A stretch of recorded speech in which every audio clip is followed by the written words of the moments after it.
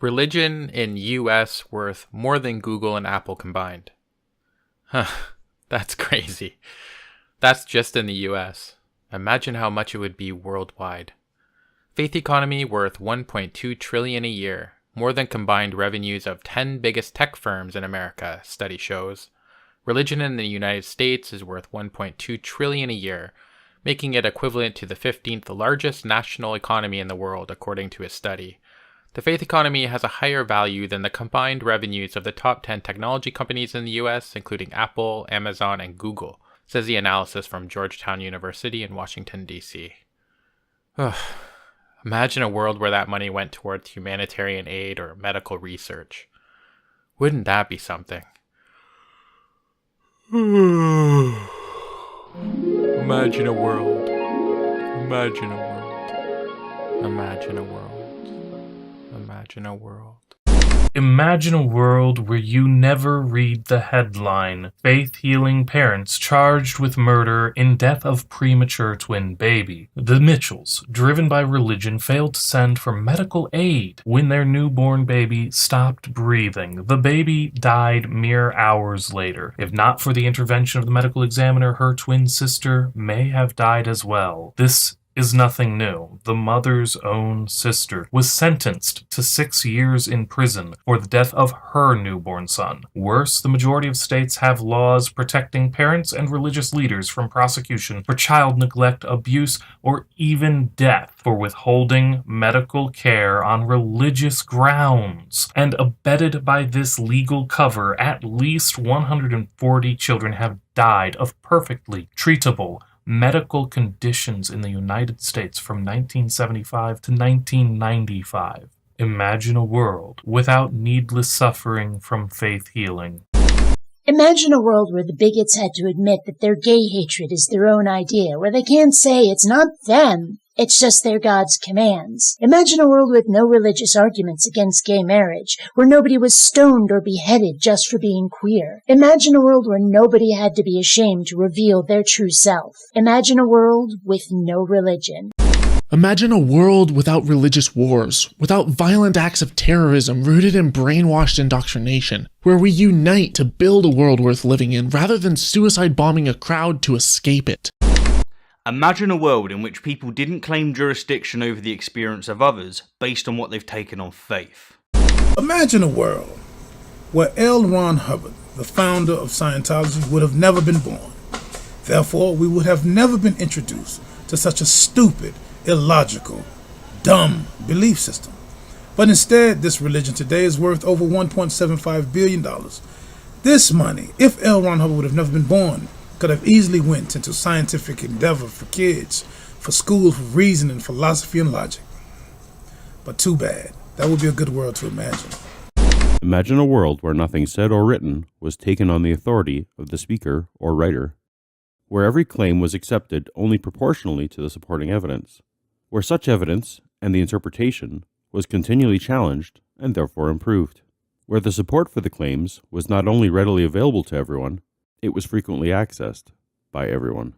When I imagine a world without religion, I don't necessarily imagine a perfectly peaceful world. What I do imagine, however, is a world where we aren't living in a reality where people are killing over their imaginary friends every single day. I don't imagine a world where people would always have reasonable discussions despite a difference in ideas. But what I do imagine is a world where people aren't scared for their lives when they criticize or discuss others' ideas. A world where we don't make excuses for extremists because someone offended their religion. Imagine a world without organized religion, particularly Islam. A world where freedom of ideas doesn't mean a risk to human lives every single day.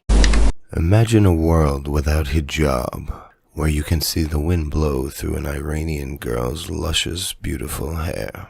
Or at least imagine a world without niqab, where you can brush your hand across her smooth skin on her face. Or at least imagine a world without burqa, so at the very least, you can see her eyes.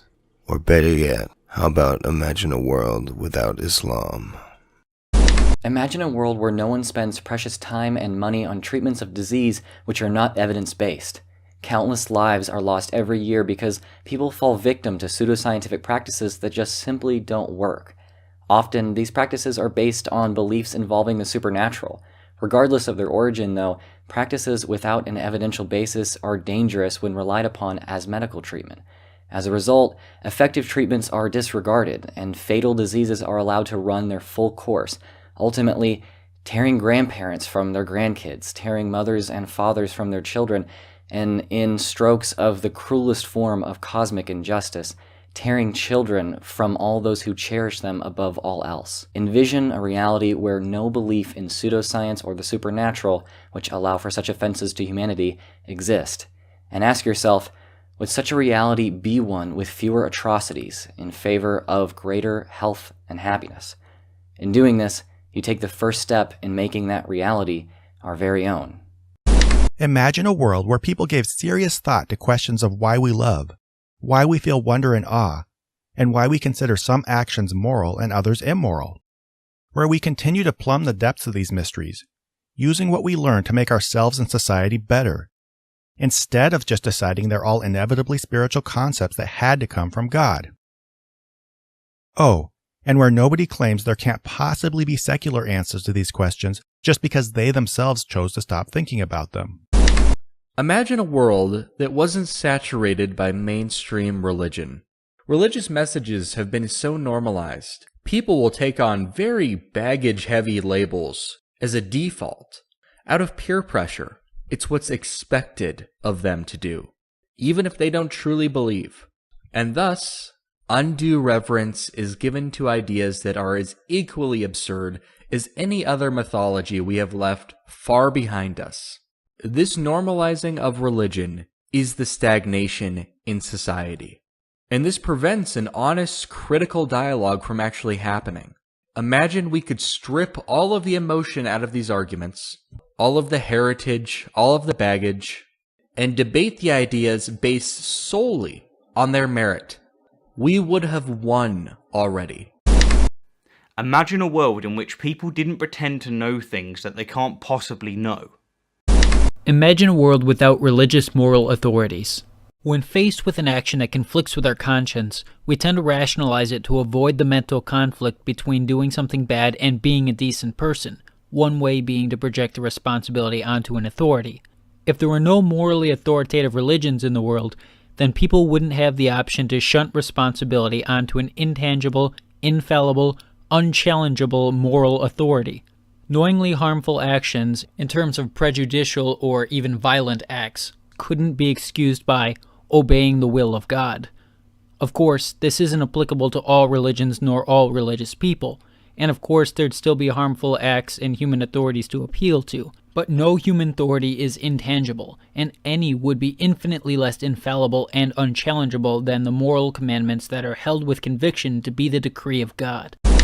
Imagine a world where religious reverence isn't used as a shield for pedophiles, so that they can be recirculated into finding new victims in new areas. Imagine a world where children aren't scared of eternal damnation in hell, just for being themselves. They can go out, be free, love who they want to, and not have to worry about burning forever in the lake of fire.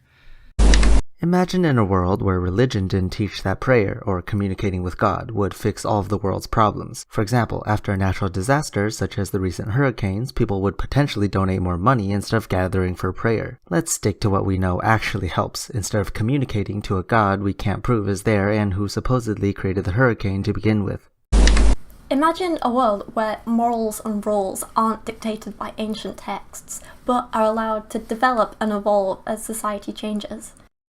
Can you imagine how far along medicine would be if religion hadn't stepped in the way of stem cell research? Granted, we'd be farther along with regards to all medicine, but my focus is actually stem cell. There's so many things that stem cells can do. I myself took a bullet to the knee, and I was told last year that there's now a new therapy to basically regrow my knee. All pain would stop, my nerve cells would grow back. And my doctor told me that if it wasn't for all the blocking advances, this probably could have happened years ago. It's absolutely infuriating, the fact that someone's religious views have basically kept me and others in pain. I mean, this is something that could stop pain. It could help with cancer. They're doing research on stem cells versus cancer. I think about things like Huntington's disease and Parkinson's. Could stem cells help in that? How far would we have been if this field was not grinded to a halt by the religious? How much farther would we be? And if it were to suddenly stop, no more opposition, imagine how far we could go.